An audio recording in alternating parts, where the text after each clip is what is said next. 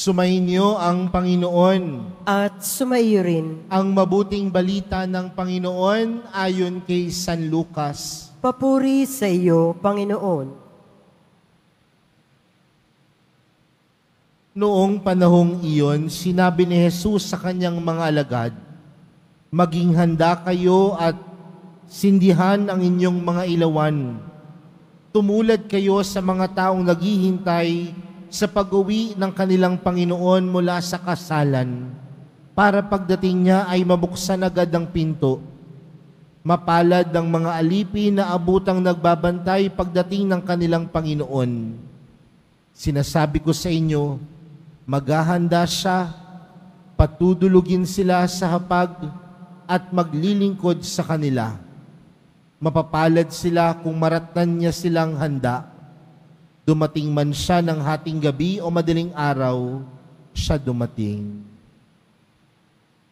Mga kapatid, ang mabuting balita ng Panginoon. Pinupuri ka namin, Panginoong Heso Kristo. Magsiupo ang lahat. Magandang hapon po sa inyong lahat. Pwede bang batiin ang katabi ng magandang hapon? Mga kapatid, kailan po ba nating masasabi na tayo ay nagpapakabuti? Madalas, masakit man aminin, kapag merong mga taong sinasabihan sa kanila o sinasabihan sila ng ibang tao, "Bakit mabait ka ngayon? Anong meron?" At sasabihan sila, "Mabait ka ba ngayon kasi birthday mo?" O pero mas masakit pakinggan minsan kapag sasabihan ka, "Mabait ka ngayon." Bakit? May sakit ka ba? "Mabait ka ngayon." Bakit? Mamamatay ka na ba?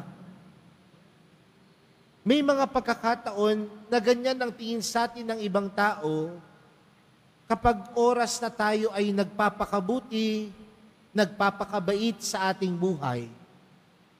Pero bakit natin masasabi na gano'n na lamang ang tanong nila sa atin o gano'n na lamang ang tingin nila sa atin? Marahil kasi ang pagpapakabuti sa buhay natin ay hindi pangkaraniwan. O kaya masasabi natin, pinipili lang natin yung oras na tayo ay nagpapakabuti. Pinipili lang natin yung oras na tayo ay nagpapakabait. Marami akong kilala na kapag sa harapan ng ibang tao, mabait. Sa harapan ng ibang tao, matulungin. Sa harapan ng ibang tao, mapagkakatiwalaan. Sa harapan ng ibang tao, akala po ninyo hindi nagkakamali. Pero kapag wala nang nakatingin, aba, ibang usapan na. Sabihin nun, hindi ka lamang mabait dahil magpapasko na. Hindi lang dapat ikaw ay maging mabuti dahil alam mong bilang na lamang ang oras mo sa buhay na ito. Kundi ang lahat ng taong handa sa lahat ng oras, sa lahat ng pagkakataon, nandoon ang nagpapakabuti at nandoon ang pagpapakabait natin bilang mga tagasunod ng Panginoon. Kasi ang pagiging isang Kristiyano, ang pagiging isang Katoliko, hindi po yan seasonal. Hindi po yan panapanahon. Kundi dapat sa tanan ng ating buhay, nandoon ang pagsusumikap at pagpapakabuti.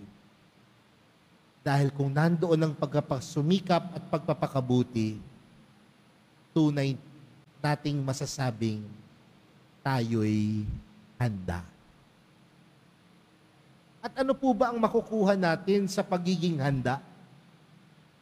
Sabi po ng Panginoon sa ating Ebanghelyo, mapapalad sila kung maratnan silang handa. Dumating man siya ng hating gabi o madaling araw, siya dumating. merong gantimpala sa mga taong laging handa. Merong pagpapala sa mga taong laging nagpapakabuti. Merong pagpapala sa taong laging nagpapakabait. Mga kapatid, bilang isang Kristiyano, bilang mga Katoliko, bilang deboto ng mahal na pong Jesus Nazareno, ang tanong, lagi ka bang handa? At kung ikaw ay laging handa, tingnan mo, sa lahat ba ng oras, sa lahat ba ng pagkakataon, ika'y nagpapakabuti at nagpapakabait. Dahil mga kapatid, tandaan natin, ang taong laging handa, ang debotong laging handa, ang Kristiyanong laging ganda, laging may naghihintay na biyaya. At ang biyaya na ito, nagmumula lamang sa mahal na pong Jesus Nazareno. Amen.